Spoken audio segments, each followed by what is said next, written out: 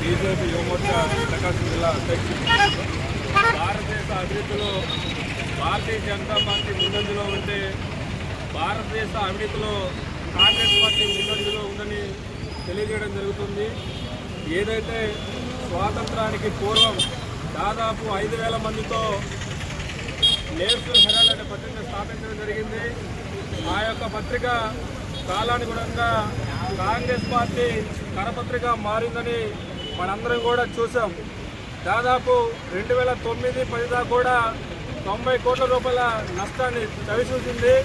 ఆ నష్టాన్ని భర్తీ చేయాలని ఒక ఆలోచనతో రాహుల్ గాంధీ మరియు సోనియా గాంధీ మెజారిటీ వాటాదారులుగా మరియు మిగతా వాటాదారులుగా కాంగ్రెస్ పార్టీ అగ్రనాయకులందరూ కూడా యంగ్ ఇండియన్ అనే సంస్థని స్థాపించి ఏదైతే ఈ నేషనల్ హెరాల్డ్ సంబంధించిన భారతదేశంలో ఉన్నటువంటి అనేక రాష్ట్రాల్లో భూములు కేటాయించడం జరిగింది.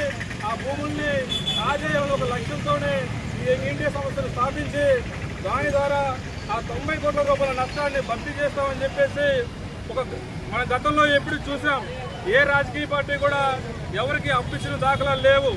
ఒక అప్పు రూపంలో కేవలం 50 లక్షల రూపాయలతో ఆ 90 కోట్ల రూపాయలని భర్తీ చేస్తామని ఒక మధ్యవర్తితో ఒప్పందం చేసుకొని మిగతా చోట్ల ఢిల్లీ కావచ్చు, లక్నో కావచ్చు, పూణే కావచ్చు అనేక ప్రాంతాల్లో ఈ నేషనల్ హెరాల్డ్ సంబంధించిన విలువైన ఆస్తుల్ని కాజేయాలని ఒక లక్ష్యంతోనే ఈ యొక్క ఇండియా సంస్థని స్థాపించి తద్వారా ఈ యొక్క భూములు కాజేయాలని, ఆస్తుల్ని ఒక కుటుంబానికి సొంతం మాత్రం చేసుకోవాలని కాంగ్రెస్ పార్టీ ఒక కుట్ర పనిని తెలియజేస్తున్నాం.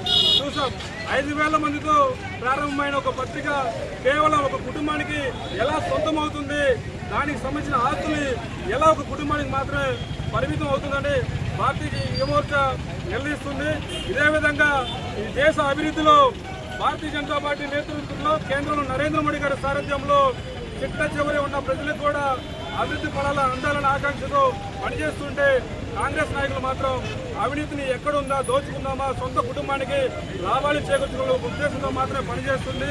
మనం చూసాం 3 పర్యాయాలుగా నరేంద్ర మోడీ గారి సారథ్యంలో భారతదేశంలో అడుగడుగున డెవలప్మెంట్ అవుతుంటే వీళ్ళు మాత్రం ఓర్వలేక ఒక కుట్ర బండితో ప్రభుత్వం మీద నరేంద్ర మోడీ గారు అవాకులు చవాకులు పిల్లలు ఏదైతే ఉందో భారతీయ జనతా యువమోర్చా ఖండిస్తుంది.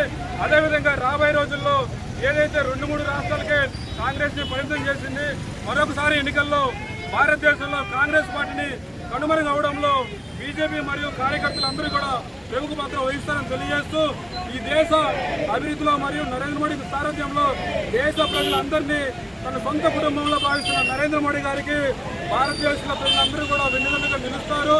మరొకసారి ఎన్నికలు వచ్చినా కూడా నరేంద్ర మోడీ గారికి బీజేపీ కట్టడానికి ప్రజలందరూ కూడా చాలా ఎదురు చూస్తున్నారని తెలియజేస్తూ ఏ ఒక్క అవినీతి పరుణ్ణి ఉపేక్షించారని తెలియజేస్తూ ఏదైతే కాంగ్రెస్ పార్టీ దేశవ్యాప్తంగా పిలుపునిచ్చిందో ఈ నిరసనకి దానికి భారతీయ జనతా యువమోర్చా ఖండిస్తుంది.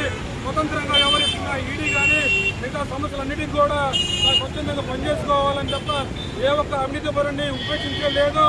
ఎక్కడున్నా సరే సొంత కుటుంబాన్ని పెంచుకోవడానికి ఏ రాజకీయ పార్టీని ఉపేక్షించడం ముఖ్యంగా నరేంద్ర మోడీ గారి సారథ్యంలో దేశంలో ఉన్నటువంటి అవినీతి పరులందరినీ కూడా గుండెల్లో రైళ్లు పరిగెత్తున్నాయని ఈ యొక్క ఈడీ జప్తు చేయడం అనేది చూసాం. రాహుల్ గాంధీని ఏ1 ఏ2గా పెట్టడం ఏదైతే ఉందో ఈ యొక్క దాదాపు సుబ్రహ్మణ్య స్వామి గారు కొన్ని ఏళ్ల తరబడి ఈ యొక్క కేసును వెలికితీశారు. ఈ యొక్క కేసులో ఎవరైతే నిందితులు ఉన్నారో వెంటనే వాళ్ళని అరెస్ట్ చేయాలని కోరుతూ భారతీయ జనతా యువమోర్చా డిమాండ్ చేస్తుందని తెలియజేస్తున్నాం. ధన్యవాదాలు.